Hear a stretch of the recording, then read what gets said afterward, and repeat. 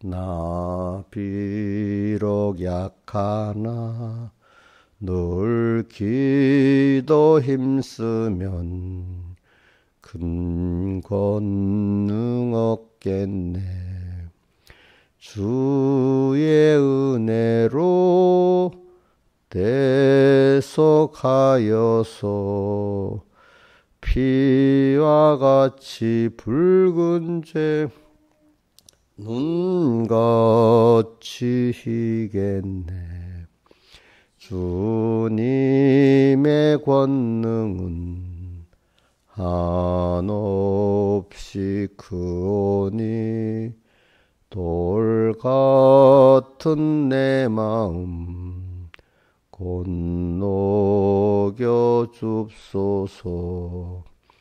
주의 은혜로 대속하여서 피와 같이 붉은 죄 눈같이 희겠네.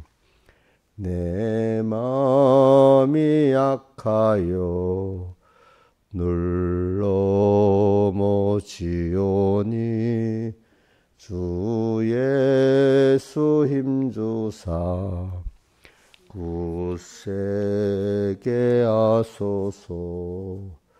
주의 은혜로 대속하여서 피와 같이 붉은 죄 눈같이 희겠네. 내 죄는 속하고 새 사람 되어서 주 앞에 서는 날 큰 찬송하겠네. 주의 은혜로 대속하여서 피와 같이 붉은 죄 눈같이 희겠네. 아멘. 61장 찬송 뜻을 생각하면서 다시 해봅시다. 이 세상 험하고 나 비록 약하나 늘 기도 힘쓰면 큰 권능 얻겠네. 주의 은혜로 대속하여서 피와 같이 붉은 죄 눈같이 희겠네. 주님의 권능은 한없이 크오니 돌 같은 내 마음 곧 녹여 줍소서. 주의 은혜로 대속하여서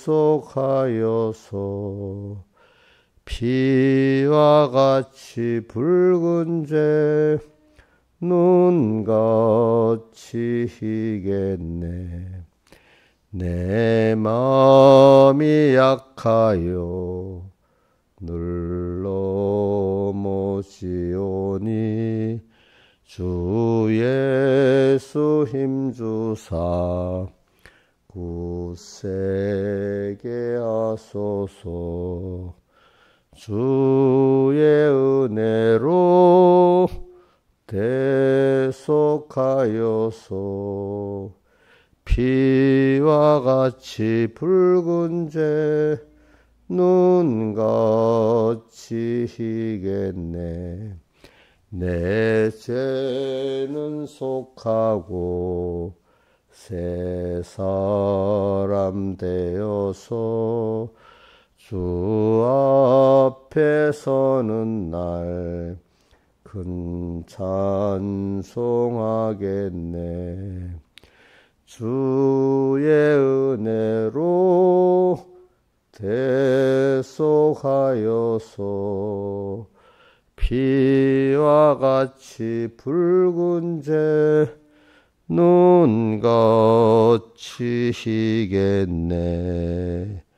아멘.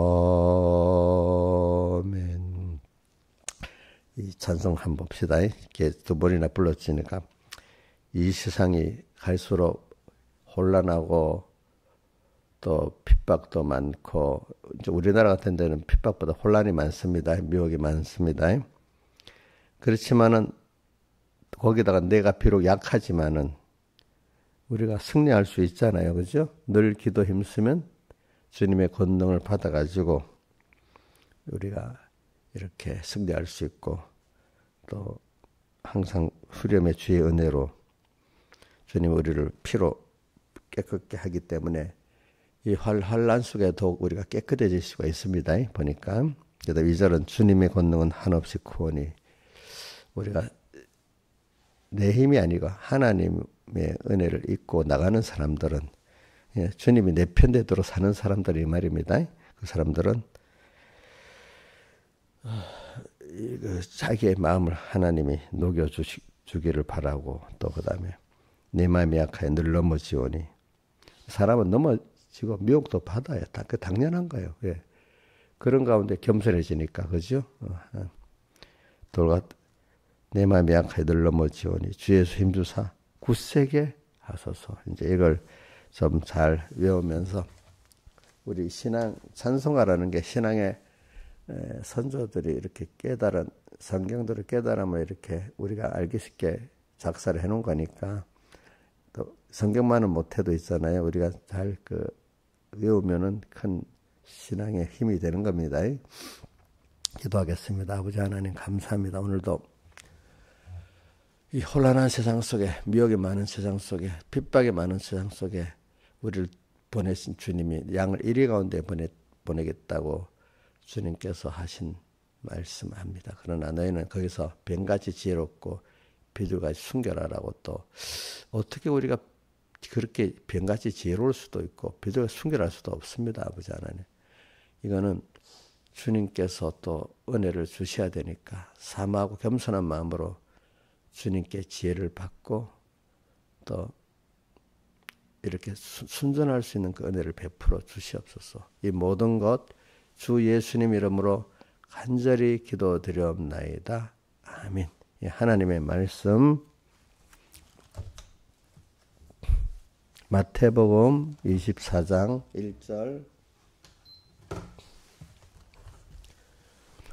봉독하겠습니다. 예수께서 성전에 나와서 가실 때 제자들이 성전 건물을 가리켜 보이려고 나오니 대답하여 가라사대 너희가 이 모든 것을 보지 못하느냐. 내가 진실로 너희에게 이르노니 돌 하나도 돌에 남지 않고 다 무너뜨리우리라.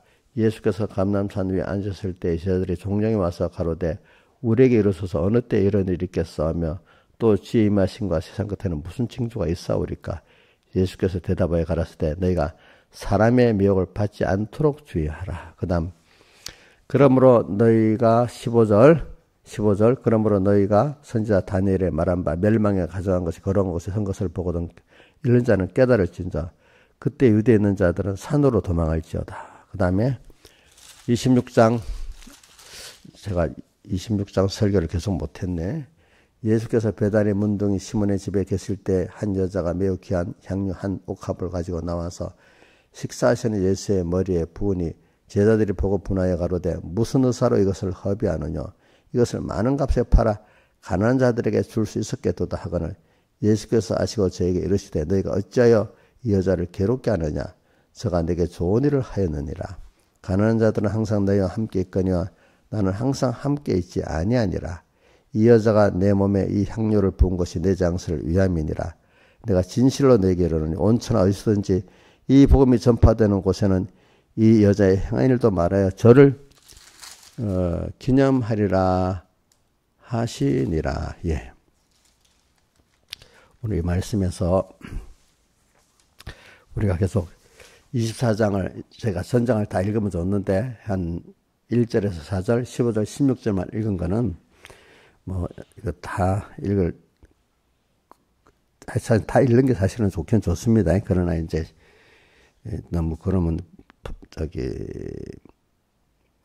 우선 요지만 딱 제가 그 중에 읽은 겁니다. 일단 24장의 전체 내용은 미혹과 핍박의 환란의 밤중의 시작이라는 겁니다. 자, 뭐죠? 제일 첫 번째는 미혹입니다. 많은 핍박보다도 지금 우리가 지금 미혹의 시대지요. 그렇죠? 또 북한 같은데 중국 같은 그들은 핍박의 시대잖아요. 그렇죠? 사람이 자, 미혹에서 더 더러워집니까? 핍박에서 더 더러워집니까? 아는 거를 미혹에서 더러워지잖아요. 사람들이. 그렇지. 그러니까 지금 특히 유럽 국가들이 저렇게 교회가 황폐화된 거는 미혹에서 그렇게 되지 핍박으로 된 거 아니잖아요. 핍박을 받을 때는 전투에 이기면서 자기들이 그런 것들을 이렇게 만들어 왔는데, 그죠? 미혹이 오니까 다 넘어지는 겁니다, 사람들이. 그럼 이렇게 하는 것도 누가 그렇게 하시죠? 하나님 우리를 키우게 하시려고.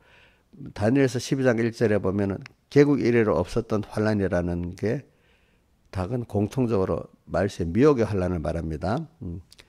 우리가 미혹의 시대에 살기 때문에 여러분들이 껴서 말의 구별 해야 되는데, 오늘 제가 마태복음 24장 1절에 4절로 읽은 거는 거기 중심이 뭐죠? 성전이 무너지는 게 나오잖아요. 그렇죠? 왜 그래요? 집사님, 뭐, 소리 조절 됐어요? 마태복음 24장 1절로 4절에 그 내용이 뭐예요? 성전이 무너지는 거잖아요. 근데 성전이 아름다운 성전이 왜 무너지겠어요? 이유가 뭐죠? 예? 그 안에 더럽기 때문에. 이게 다른 말 외식이란 말입니다. 외식. 많은 사람들은 제자들도 그 속에 더러운 건 모르고 뭐만 봤죠? 성전이 아름다고 웅장한 것만 봤잖아요. 우리가 웬만한 사람들은 신앙이 있다 해도 대부분 속과 겉을 구분하지 못하고 겉만 보고 사는 거예요. 어떤 그 사람이 가진 외모라는 거는 인물 생긴 것만 말하는 게 아니고 그 사람이 현재 있는 자리, 위치, 그죠? 뭐 어떤 더 재산, 또 어떨 때는 배운 학력, 또 배경, 이런 걸 보고 또 어떨 때 말하는 말솜씨, 그죠? 이제 이런 걸 보고 뭐 외모는 그 층어리도 많겠죠. 뭐 외모도 층어리가 있긴 있습니다. 서민적 층어리. 아이고, 우리 요즘 집사님 피곤하시면 눈 딱 바라듯이 자꾸 나이가 들어는 보다 눈꺼풀이 자꾸 이런다, 그지?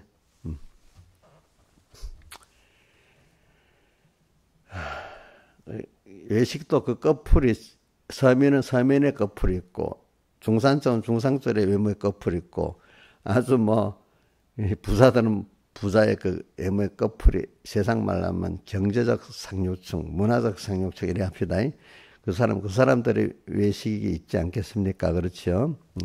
근데 그런 것들 안에 껍데기만 보고 우리 예수 믿는 사람은 경제적으로 뭐 어떤 문화적으로 서민, 뭐 중산층, 상류층 이렇게 나눌 수 있지만 속에 똑같이 주님을 모시고 주님 제일주로 깨끗한 성전 되는 게 제일 중요한 거란 말입니다. 그렇죠?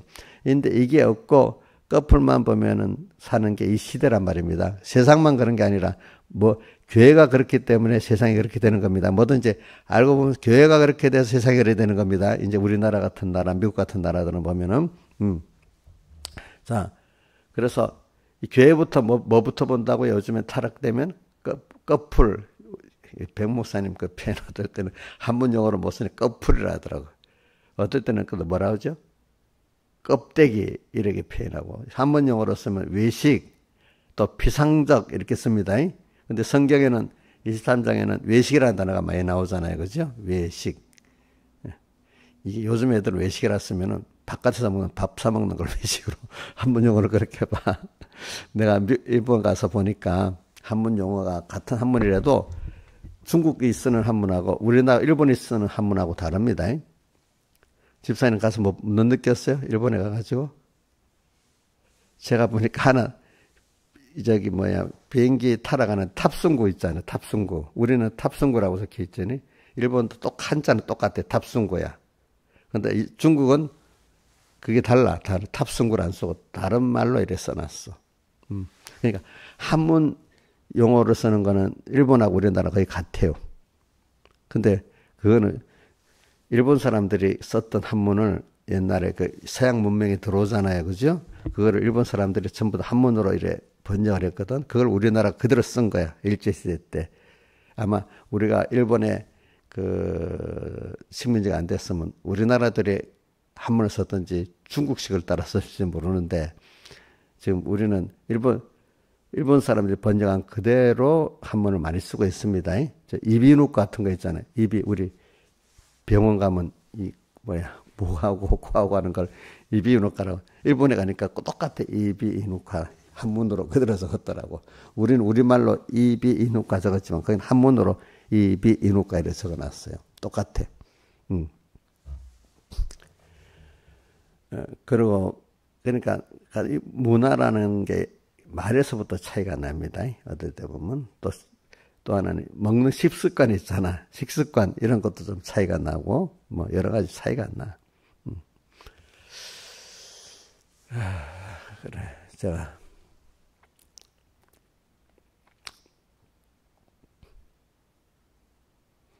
그런 건 있어. 같은 민족적 그런 게 중국 사람들은 좀 나쁘게 보면 음흉한 게 있고 일본이나 우리나라 사람들은 좀 뭐가 다혈질인데 이제 우리나라는 더 다혈질이고 일본 사람들은 그것보다 좀 얌전해 보니까 하는 게.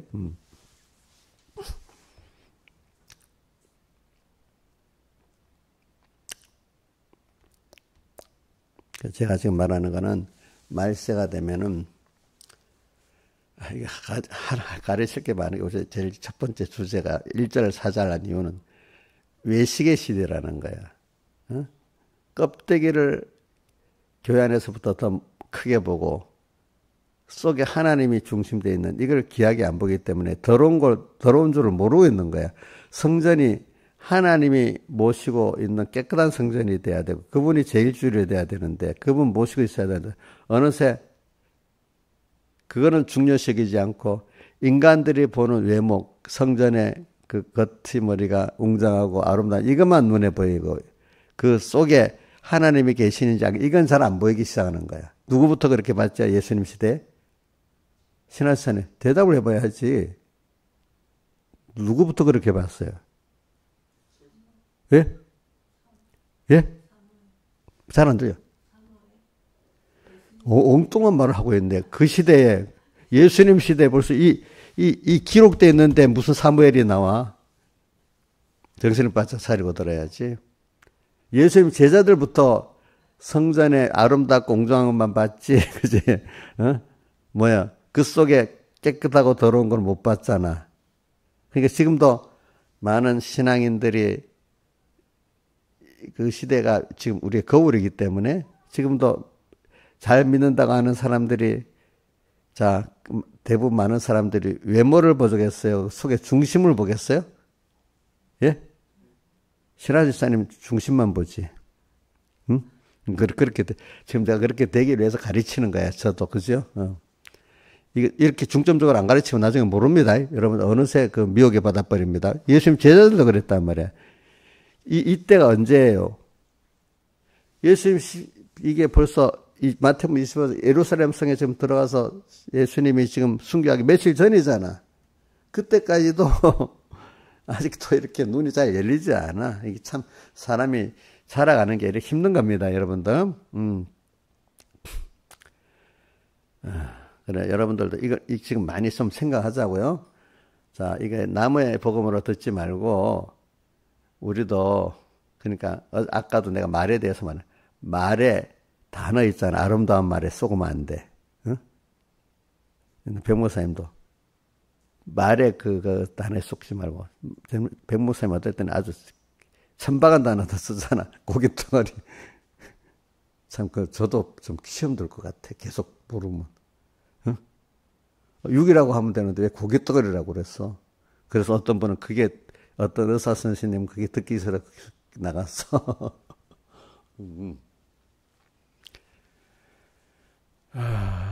그래. 근데 사람들이 인간적인, 인본적인 아름다움, 웅장한 거를 자꾸 보지, 창조주, 우리 구속주 주님께서 아름답다, 더럽다는 기준을 잘 못 가지고 사는 거야. 예. 자, 우리 자, 우리 하나님은 우리 단어의 그 고상한 걸 우리가 보기에 고상한 단어 갖고 하는 게 아니라 그 사람의 뭘 보시죠? 중심을 보시잖아요. 그래서 중심을 보신다는 게 지금 우리 이 신하전 사님이 사무엘이 말했잖아. 사무엘이 뭐라고 했죠? 사무엘에게 하나님 하신 말씀 있잖아요. 다윗에게 기름을 붓지 못하고 형들에게 기름을 부으려고 막 이럴 때마다 뭐라고 했죠? 나는 외모를 보지 않고 중심을 보느니라 이랬잖아요. 그죠? 중심. 옛날부터 그 중심을 보는 눈이 사무엘도 그때는 더더워가지고 외모만 봤단 말이야. 그러니까 이게 사무엘도 그랬는데 우리도 안 그러겠어요? 김영민 사님도 사무엘보다 나아요? 예? 그래서 딱 보면 선부터 중심을 딱 보겠어요? 참 이게 하나의 은혜입니다. 우리가 이런 어떤 시대에 외모를 안 보고 중심을 본다는 게 그게 하나의 은혜가 아니면 안 되는 겁니다, 여러분들. 자, 그러니까 지금 이 시대가 지금 성전이 무너지는 시대니까 왜 성전이 무너져요? 외식을 하기 때문에 중심으로 하나님의 중심으로 살지 않기 때문에 우리 개인 성전들이 다 또 가정 성전들이 사회 성전들이 더러워지니까 누가 무너뜨립니까? 하나님 무너뜨리는 거잖아요. 근데 참 이렇게 넓게 보세요. 더러워지는 그 시대를 만드는 것도 하나님 만드시는 거야. 전체적으로. 그럼 거기서 하나님이 소수의 이 세상 험하고 할수록 하나님은 세상이 다 멸하라는 게 아니야. 항상 그 속에 거기서 깨끗이 구원하는 사람들이 꼭 있는 거예요. 그렇죠? 다니엘의 그 어려운 시대에도 다니엘, 사드락, 아벤느고 또 에스더 같은 사람들, 그죠? 또 에스라, 포로 시대의 그 유명한 사람들 모르죠? 포로 시대 한번 봅시다. 성경에 우리 이럴 때 성경을 우선 다니엘, 사드락, 아벤느고가 나오고 또 누가 나와요? 에스더 나오고 에스더 삼촌 모르드게 나오고 그다음 또 총독 스룹바벨 나오고 또 성경 쓴 에스라 나오고 그죠? 특별한 사람들이 거기서 많이 나오는 거예요. 그죠? 그 하나님께서 그에 또 그 사람들은 만약에 엘리야 같다면 엘리야 밑에 또 무릎을 꿇지 않은 몇 명? 7천을 둔 것 같이 그 시대마다 또 에스라 밑에도 그 정도까지는 못 가도 그런 믿음을 따라가는 사람들이 또 있지 않았겠어요? 소수적으로. 그러니까 역사를 보면요. 포로 시대에도 그 생명을 유지해 나가는 그런 소수의 사람들이 있고 포로 시대 아니 이스라엘의 그 남북조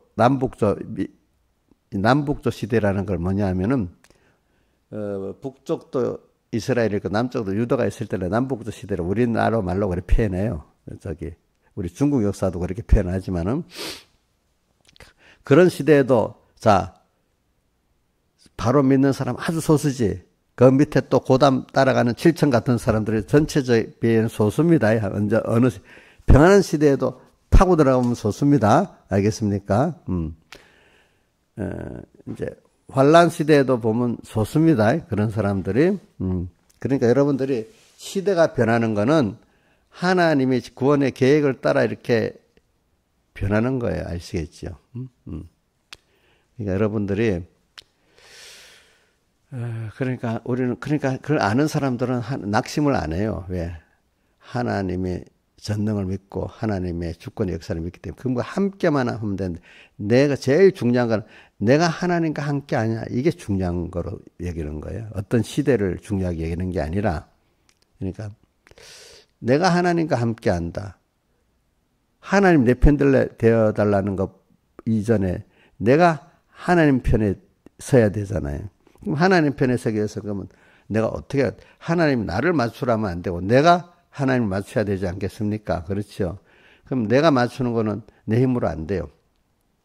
그것도 하나님 앞에 궁극적으로 우리가 겸손해야 돼요. 하나님 앞에 하나님의 은혜를 구하고 긍휼을 구하는 이게 가장 선한 거예요. 우리가 하나님 내가 아무리 봐도 내 지혜 가지고는요, 내 능력 갖고는 이거 안 되네요. 그럼 점점 세상이 더 어두워져. 그러면 왜 이래요, 하나님? 내가 이 못하겠어. 이러는 게 아니야. 왜?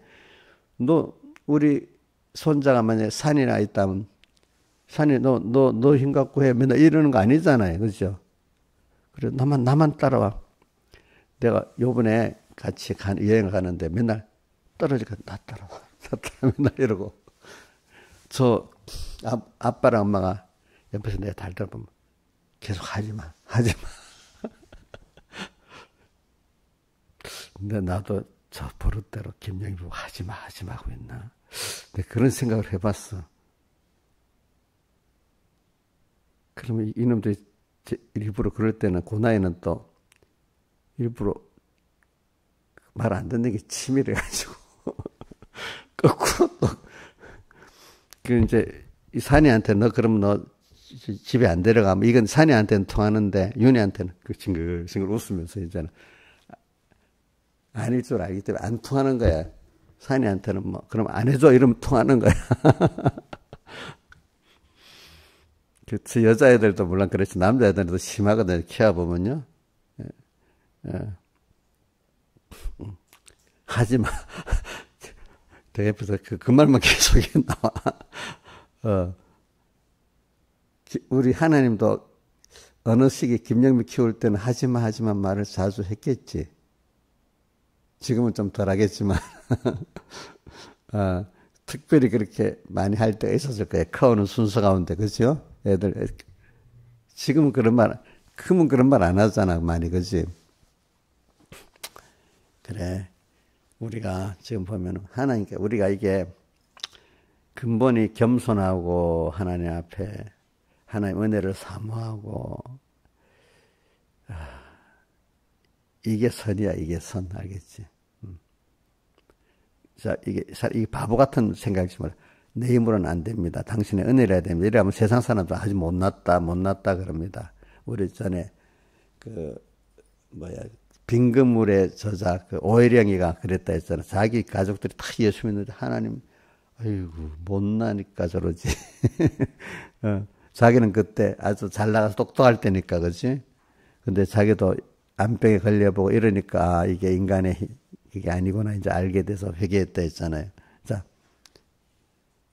자, 여러분들이 잘난 사람 입장에서 아직 안 해봐서 모르지만, 그런 사람들 보면서 못난 것 같죠? 자꾸 하나님만 찾으면은, 그지? 응? 예수를 믿어도 저래 믿으면 안 된다, 이렇게 생각했죠. 그죠? 뭐, 자기 의지를 믿어야 된다고. 자, 아직도 이 신앙의 그 믿음의 벽을 못 뚫고 간 사람은, 자, 자기 의지로 믿어야 된다고 하지 않겠어요? 자, 하나님, 내가 깨져갖고 당신의 은혜를 안 주시면 안 됩니다. 이렇게 되는 거는 약한 사람들의 그로 보지 않겠어요, 여러분들? 근데 실제로 신앙의 사람들이 들어가 보면 당신의 은혜를 안 주시면 안 됩니다. 이렇게 돼 있잖아요. 그죠? 또 여러분들도 보세요. 여러분들이 깨닫지 못할 때 뭔가 예수 잘 믿는데 율법의 의로 구원을 이루고 내 의지로 뭐 해야 된다는 신앙이 먼저 앞서 있고 참 나는 정말 안 됩니다. 하나님의 은혜가 아니면 안 됩니다. 이런 과정을 갈 때 그 만들어지는 게 신앙에서는 쉬웠어요, 어려웠어요? 단번에 가르치니까 한 달 만에 돼요? 김영미 사님, 1년이면 돼요? 1년만 열심히 배우면 돼요? 아니지, 그렇지? 그런 걸 통해서 오늘 우리가 뭐냐면 외식의 신앙하고 중심을 보는 신앙하고 이렇게 자꾸 바꿔진다는 그 시간이 걸리는 겁니다, 여러분들. 그렇죠? 이건 그러니까 말세가 돼갈수록 우리가 이렇게 외식을 외모를 보지 않고 중심을 보는 이 신앙이 되는 거는 하나님이 특별한 은혜를 줘서 그렇지 내가 잘나서 된 거 아닙니다. 그러나도 계속 조심할 거는 에베소 교회가 참 주님의 처음 사랑을 갖고 잘 살았는데 너무 또 잘 되면 칭찬을 받다 보면 나중에 또 타락을 하잖아요. 외모적으로까지는 타락하는 거 아닙니다. 중심이 타락해버리고 겉에 나타난 인간들 보기에 그 신앙행위 외모는 가집니다. 가지는데 주님은 벌써 어떻게 됐습니까? 남에게 칭찬받는 신앙까지 됐단 말이야. 그래가지고 근데 주님은 어떻게 버렸다 했잖아요. 그죠? 왜 버렸죠? 중심이 벌써 처음 사랑을 버렸기 때문에. 그죠? 외모로 껍데기 볼 때는 똑같잖아요. 똑같잖아요. 그래, 오늘, 제일 중심을 또 시간이 또 많이 가버리네, 이렇게. 그러니까 오늘 성전이 무너지는 이 시대입니다, 여러분들. 근데 예수님의 제자들도 이 중심과 외모를 구분을 잘 못하고 이렇게 있었습니다, 이때까지도. 오늘 우리도 이런 시대가 돼가는 겁니다, 지금. 외모 중에 제일 눈에 부딪히게 오는 외모가 말에 넘어가는 겁니다. 알겠죠? 말. 그래서 제가 왜 심각하게 느꼈냐. 한 일본 가기 전에 이래 보니까, 거기 가서는 좀 봤다. 거기 가서도 뭐, 제가 무제한 데이터를 하니까 볼 수가 있어 보니까. 또 CBS 방송, 또 어디 또 다 나와가지고 아주 네임이 있는 분들이, 네임이 있는 교수들, 목사님들 앉아서 뭐 네임 좋아하잖아, 사람들이. 그치? 다 말하는데 아주 점잖게 말도 있잖아요. 정광 목사 같이 막말도 안 해. 아주 뭐 잠잠하게 말해. 그러면서도 근거를 탁 어디다가 뭐 누구의 말에다가 유명한 사람 말에다 딱 대고 성경을 갖고 얘기를 안 해 보니까. 그런데 근데 직접적으로 딱 쏘듯이도 얘기를 안 해. 그게 좋은데요. 이렇게 하면서 빙빙빙 둘러 말하는 거 있죠, 그죠? 모르는 사람들 구분을 못하고 솔솔 빠져 들어가는 거예요. 그러면서 결과적으로 뭐냐 하니까 기독 근본주의 말하고 이래 하면서 결과적으로 하나님 제일주의를 궁극적으로 부정하고, 하나님 제일주의 부정하는 말을 안 합니다. 안 합니다. 성경 그대로 믿는 거 부인합니다. 교훈은 좋다고 합니다.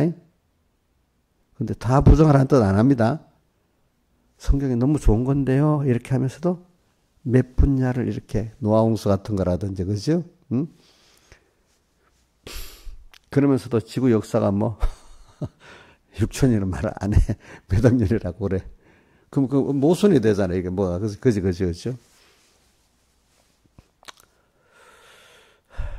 그러니까 그 외모를 보니까 쏙 말에 뭐는 지식이 짧으니까 벌써 넘어가는 거예요. 여러분들은 이제 저는 이렇게 아까 포스터 같은 거 이야기하니 뭐니 쓴 거 이랬다 보면 딱 벌써 아이고 저 딱 안 넘어가는데, 지식이 짧은 사람들은 그 단어에 넘어가는 거야.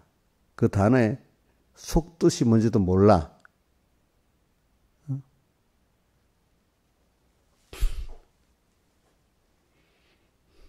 여기서 한번 여러분들 한번 물어보자. 이런 거 하나만. 전쟁에 대해서. 전쟁, 우리 국방을 튼튼하고 자꾸 전쟁을 하는 게 좋냐, 안 하는 게 좋냐, 이제 이래 말하면서, 그러니까 우리가, 비굴한 평화가 전쟁보다 낫다. 그런 비굴한 평화라는 뜻은 그 사람들이 하는 말입니다. 그 상대방에게 좀 양보를 하고, 어떤 힘으로 국방을 튼튼히 하고, 어떤 딱 우리 준비를 해서 하는 게 아니라 비굴하게 상대방 좀 말 좀 들어주고 이렇게 하면서 가지는 평화, 그래도 전쟁보다 낫다 합니다. 근데 이 말 하나, 그럼 그 말이 맞는 것 같아. 전쟁. 근데 어떤 사람은, 정책자는 전쟁을 위해서 준비를 아주 강군을 만들어. 정신적 무장해라. 그럼 이건 전쟁하자는 거 아니야? 이렇게 말하면 넘어간단 말이야. 자, 김정미 집사님 한번 물어보자. 그 나라의 만약에 그 정권자가 군대를 강하게 강군을 만들어 버렸어. 그럼 전쟁하자는 거예요? 그건 무슨 말이야? 전쟁을 안 하자는 거잖아. 그렇지? 근데 비굴한 평화를 하면 전쟁을 안 하겠다 하지만 사실 전쟁이 뭐죠? 일어나게 만드는 거잖아. 그죠? 우크라이나도 약하니까 건드렸잖아. 러시아가. 우리나라도 그때 이렇게 공산주의가 팽창을 해 나가야 되는데 쭉 누르니까 한국 약한 거예요. 제가 한국이 여기 딱. 그래서 전쟁이 탁 일어나는 거예요. 그죠? 전체. 그러니까 지금 우리나라 강하니까 우리나라 전쟁할 생각을 주변에서 북한 철없는 그렇지만 뭐 중국이나 러시아는 우리나라 전쟁할 생각도 안 해요. 지금 그렇잖아요. 그죠? 이런 것 같이 자 그런 말을 모르는 사람들은 비굴한 평화가 그래도 나 이렇게 넘어가겠죠? 그렇지 않 모르는 사람 우리 젊은 애들은 모르면 넘어갑니다. 아니 국방력을 하면 전쟁 나는 거 아니야? 이렇게 생각을 할 수가 있어요. 거꾸로 전쟁 군비 증강을 하니까. 근데 야 군을 좀 뭐 봉부도 좀 단축하고 국방력도 줄이고 잘한다 이렇게 생각하는 사람도 있겠어요? 외교만 잘하면 되지 이렇게 하고. 자 여러분들 입장에서 지금 많이 배운 게 지금도 여러분들은 이런 걸 알고 그래 국방력을 잘 튼튼하는 게 전쟁을 막는 거지 이렇게 여러분들 보이는 사람도 있고 어떤 사람은 그거 전쟁하자는 거야 그러면 안 돼 비굴한 평화라도 해야 돼 이렇게 똑같은 걸 두고 생각하는 사람이 다른 거예요. 근데 여러분들은 벌써 그 말 알아듣기 때문에 그래 비굴한 평화가 전쟁보다 낫단 말에 넘어가요 안 넘어가요? 안 넘어가죠. 그죠? 그러면 우리 국방을 튼튼히 할 때 전쟁이 아니라는 걸 알게 되잖아요. 그죠? 그동안 사람이 심리를 아니까. 사람의 심리를 보세요. 골목대장에 약하면 더 파고 들어오잖아. 그죠? 근데 벌써 쌤은 건드려 안 건드려? 이게 인간의 심리잖아요. 그죠? 원래 역사의 심리. 그러니까 이게 같은 말이라도 들리는 완전히 딱 아는 사람은 딱 벌써 아는 거예요. 그런 것 같이 저는 단어를 쓸 때 그 사람들은 묘한 단어를 쓰는 게 어느 정도 아는 사람들을 위한 단어가 아니에요. 무지한 다수를 선동할 수 있는 단어를 쓰는 거예요. 그러니까 김영미가 만약에 안 넘어갈 단어는 거기에 쓰는 게 김영미가 넘어갈 단어를 쓰는 게 아니고 김영미 같은 사람들이 소수라면 그건 이제 죄야 나. 다수의 사람들이 넘어가는 단어 있잖아. 표류가 돼야 되니까. 그 수준의 사람들에게 전쟁 비굴한 평화가 나 이게 넘어갈 사람들이 많다면 그 단어를 쓰는 거예요. 알겠죠? 근데 내가 볼 때 돈무지 아닌데 할 때는 나하고 상관없지만 넘어가는 사람들이 많은 거예요. 같은 말이라도. 교회 안에도 보세요. 생명의 말씀이 듣는 사람이 적어요, 많아요? 적지. 그거보다 밑에 좀 타협적인 말을 듣는 사람이 더 많잖아. 그죠? 거기에 딱 마귀는 맞춰서 하는 거예요. 그렇죠? 그러니까 이런 말에 제가 오늘 한 가지를 말하는 거예요. 이렇게 말씀하면 외식도 믿음의 단계별로 미혹들을 온단 말입니다. 거기에 맞도록. 그러면 우리에게는 미혹이 더 큰 미혹이 옵니다. 어린 성도는 어린 미혹이 오게 되어 있습니다. 그러니까 우리는 말세 이런 말의 미혹 또 어떨 때 문화적 미혹 이제 그 수준에 따라 다릅니다. 그것도 똑같지가 않습니다. 우리나라 경제나 문화에는 우리나라 경제 문화에 맞도록 한국 교회가 이 정도 양적 성장을 했으면 여기에 기독교 문화에 맞도록 뭐를 갖고 와요? 미혹을 갖고 오고 또 미혹을 갖고 옵니다. 그러니까 제일 시작이 뭐죠? 말입니다. 말. 자, 뭐라고요? 말. 다른 말은 교훈의 근데 말인데 세상 말. 교회 안에는 교훈의 잘못된 풍조라고 말하고 있어요. 그 어디 에베소 4장 한번 떼어줘 봐요. 에베소 4장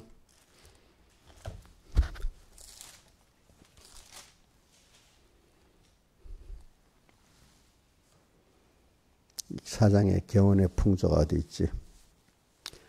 14절. 14절. 읽어보세요. 시작.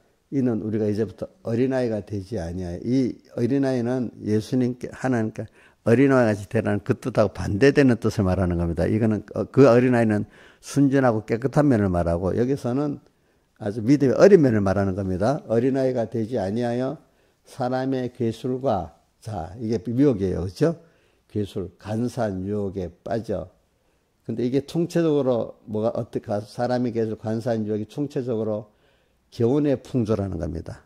이 교훈이 말의 어떤 사상적 논리, 또 신앙적 논리, 이런 풍조, 교훈이라는 건 이런저런 교훈 아닙니다. 잘못된 교훈이 많죠, 그죠?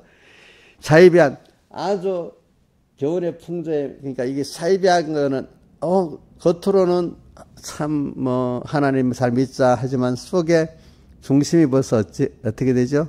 인간 중심이 되고, 또 하나님 말씀 잘 믿자 하지만, 자, 요거는 좀 양보해야 된다, 타협해야 된다, 그렇죠? 참 이게, 그러니까 사람이 계속 간사한 유혹이야.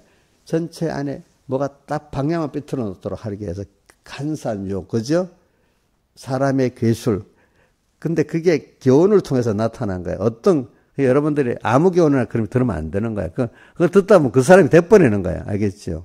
자, 이런 세뇌 선종술이 옛날 히틀러나 공산주의는 10번 거짓말하면 다 사람이 진짜로 믿는다는 거예요. 그거를. 거짓말도 자꾸 들으면은. 아시겠죠? 그러니까 여러분들이 그건 안 되겠다 싶으면 안 들어야 됩니다. 어떤 것들은. 무슨 말인지. 첫 번째 들어보고 아니다 싶으면 안 들어야 돼. 자, 어린아이가 되지 않아 사람의 계속 간사한 유혹에 빠져 모든 교훈의 풍조에 밀려 요동치. 이 교훈의 풍조 이게 굉장히 중요한 거예요.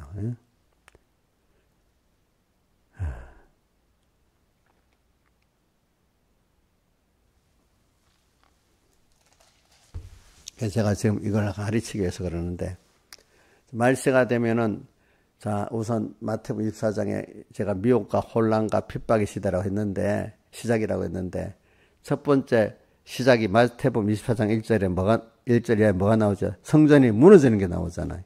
그 성전은 누구이죠? 우리잖아, 우리. 우리가 더 커서 가정교회 성전이 있고, 그 다음 사회교회 성전이 있고, 그 다음 국가교회 성전이 있겠죠. 그죠? 이게 다 무너지는, 개인 성전이 무너지면 그게 다 무너지는 거잖아요. 그죠? 개인 성전이 무너지는 이유는 외모를 더 크게 여기고 중심을 무시하는 거야. 그죠? 그죠? 자, 이게 쉬운 게 아닌 게 제자들까지도 외모부터 본 거예요. 그렇죠? 이 시대가 된 거예요. 오늘 우리도 그만 사무엘도 보니까 어떨 때 외모를 먼저 봤어요. 그렇죠? 우리도 지금 번천을 바짝 차려야 돼. 근데 그게 첫 번째 교훈에부터 시작되는 거예요. 말을 구분하고. 근데 말과 교훈을 구분하려고 하면은 두 가지가 있어야 됩니다. 하나는 하나님께 사모하고 먼저 항상 주님을 말씀을 먼저 생각하면서 그 세상의 말을 들어야 됩니다. 알겠죠? 그러고 난 다음에 내가 실제로 이렇게 말씀 들어서 깨끗해지는 것만큼 그 어린 양의 피에 그것을 희귀했다는 것 같이 계시록 7장 14 같이 환란 주님 말씀대로 살아가는 그 환란이 우리에게 연단의 환란이 꼭 필요한 겁니다. 자, 연단의 환란을 누가 해주십니까? 하나님이 현실을 주고 이끄는데 내가 잘 순종해서 믿음의 시련을 받아야 됩니다. 자, 믿음의 마디가 있는 것만큼 우리가 깨닫고 깨끗해지는 거 맞죠? 자, 처음부터 우리 어떤 분들 보고 좀 뭐라 했습니다. 젊은 목회자니까 깨끗하대. 그래서 내가 구함을 찔러버렸어. 뭐가 깨끗해? 막 이래버렸어. 목사님 너무 나쁜 거 아니에요? 자, 젊은 목회자니까 덜 더러워졌다는 거지. 깨끗한 건 아니다. 나이가 드는 사람이 더 더러워질 수도 있고 더 깨끗해질 수도 있다. 우리 다니엘서 12장 10절에 많은 사람이 연단을 받으니 뭐라고 희귀하는 자는 더 희귀하고 정결케 할 것이나 악한 자는 더 악을 행하리니 이래 나오잖아요. 그죠? 예. 그러니까 자, 젊은 목회자가 다 깨끗해요? 깨끗한 게 아니고 뭐라고요? 덜 더러워진 거지. 그렇지? 제가 보면 그래요. 우리 만약에 집사님들 자녀가 있다면 걔들은 덜 더러워진 거야. 집사님들은 더 깨끗해진 거예요. 그동안에. 그죠? 그렇죠? 예. 걔들은 깨끗한 거 아닙니다. 그래서 우리는, 그러니까 믿음의 시련을 받아야 깨끗해지는 거 맞아요? 틀려요? 자, 우리 두 군데만 말해 봅시다. 세 군데만 말해 봅시다. 우리가 살아가는 성구. 욥기 23장 10절. 나의 가는 길을 오직 그가 아시나니 그가 나를 단련하신 후에 정과 같은 믿음으로 나온다. 똑같은 내용이 베드로전서 1장 6절 7절. 우리가 여러 가지 시험을 해서 잠깐 근심하게 되지 않을 수 없으나 6절 7절. 믿음의 시련이 불로 연단에 없을 금보다 더 귀하여. 믿음의 시련이 불로 연단이잖아요. 그죠? 연단받아서 깨끗한 믿음이 된다. 그 다음 하나 더, 또 우리 잘 아는 성구 책 제가 갖고 외워야 됩니다. 야고보서 1장 2절. 너희가 여러 가지 시험을 만나거든 온전히 기쁘게 여기라. 너희 믿음의 시련이 인내를 만들어낸 줄 알면 인내를 온전히 이루라. 너희로 온전하고 구비해서 조금 더 부족한 자가 되게 하려 함이니라. 이래 했잖아요. 그러니까 그걸 백목사님께 했더니 마디가 없는 신앙은 믿을 수 없다고, 깨끗이 않다는 거예요. 마디가 있어야 되는 거예요. 마디가 있으려면 환란을 받아야 되잖아요. 그 환란은 하나님이 은혜를 주신 거예요. 주신 거 알겠죠? 그래 어제 저녁에 우리나라가 IMF를 통해서 크게 변화가 되고 성장이 될 수 있었다 했잖아요. IMF. 우리나라 경제적으로 제일 어려웠을 때요, 그때가. 성장하다, 그렇죠? 그러니까 여러분들이 가다가 보면 여러분들이 잘못해가고 가다가 큰 어려움을 겪을 수 있어요. 그것도 하나님의 예정이야. 근데 큰 어려움 속에서 낙심하지 말고 여기서 그래야 내가 고칠 걸 고치고, 그죠? 순종할 거 순종하는 사람이 되잖아요. 보통 때는 잘 안 되잖아. 여러분들이 오는 게 똑같은 건데 어떤 사람은 그게 그냥 살짝 지나갈 수 있는데 여러분들은 굉장히 강하게 하나님 할 때는 강하게 나를 이렇게 몰아붙일 때는 하나님 특별한 은혜의 때라고 믿어야 돼요. 저도 지날 볼 때마다 그렇게 믿었거든요. 그러니까 큰 성장이 있었어요. 그러니까 여러분들이 오늘 이런 무너지는 성전의 그 시대에 껍데기만 보고 외식의 사람이 안 되고 그 속에 중심을 보는 여러분들이 되려고 하면은 이런 연단이 없이는 안 돼요. 우리 제자들도 그 위에 계속된 연단을 통해서 이런 깨끗한 성전이 돼 나가거든요. 보니까. 그렇죠. 우선은 자기들이 그래 믿었던 3년 4개월 동안 가시했던 예수님이 십자가에 못 박혀 죽는 거야. 참 그렇지 않겠어요? 제일 큰 환란 아니겠어요? 여러분들 볼 때 이런 것들이. 그래.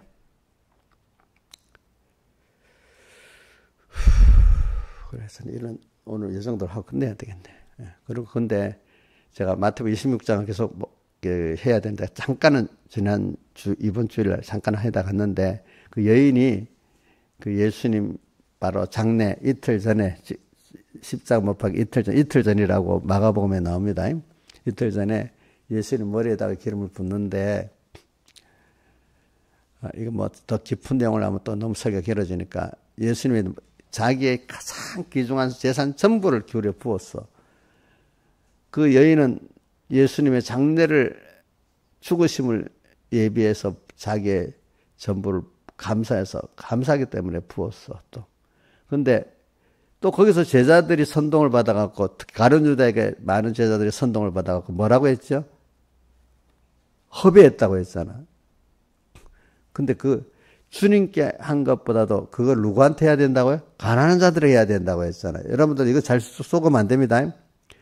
제일 우리가 보통 때는 지극히 작은 자 하나에게 내게 한 것이라고 우리 해야 될 때도 있지만 어떨 때는 그걸 넘어서 하나님 이분을 위해서 다 쏟아야 될 때가 있어요. 알겠죠?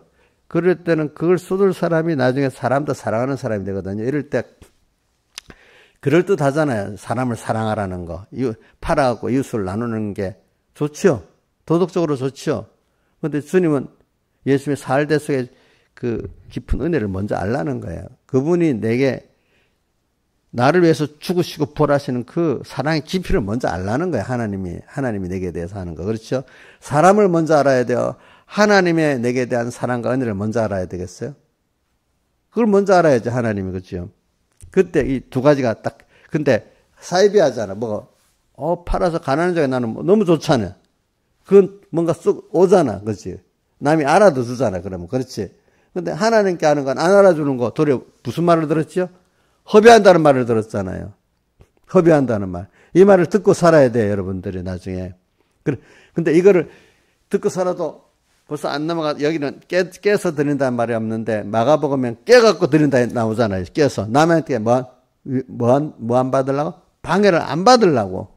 싹 쏟아 부으려고. 말세가 되면, 자, 껍데기와 외모와 중심을 구분을 하지만 거기다가 그렇게 해서 자기 일을 이게 내 옆에 방해를 받아서 쏟아 부을 수 있도록 하는 사람이 돼야 되는 거예요. 알겠죠? 예? 그래야 이런 것들이 너무 귀하기 때문에 복음 전한 데마다 이 여자의 한가를 전해시키는 말은 이 환난 때 이렇게 해라. 너희가 사람들에게 팔아서 나눠서 사람들에게 나누겠다는 이런 묘기에 넘어가지 말고, 알겠죠? 사람을 사랑하는 말 갖고 시작하잖아요. 그렇죠? 그러나 하나님 제일 줄 하나님이 나를 위해서 사람 되어서 십자가에 못 박혀 주시고 구속하신 이 장례를 위해서 나를 부었다 한 것 같이 예수님의 살대 속에 사랑의 희생의 그 죽음을 너무 귀하게 생각하면서 살아가는 이런 데다가 너희 전부를 다 붓는 사람이 되라. 이게 정말로 좋은 거다. 귀한 거다. 그렇기 때문에 이거를 복음 전하는 데마다 어떻게 여자의 한 것을 전하라 그랬어요. 그죠? 전해야 됩니다. 여러분들이 다 같이 주님께 기도드리겠습니다.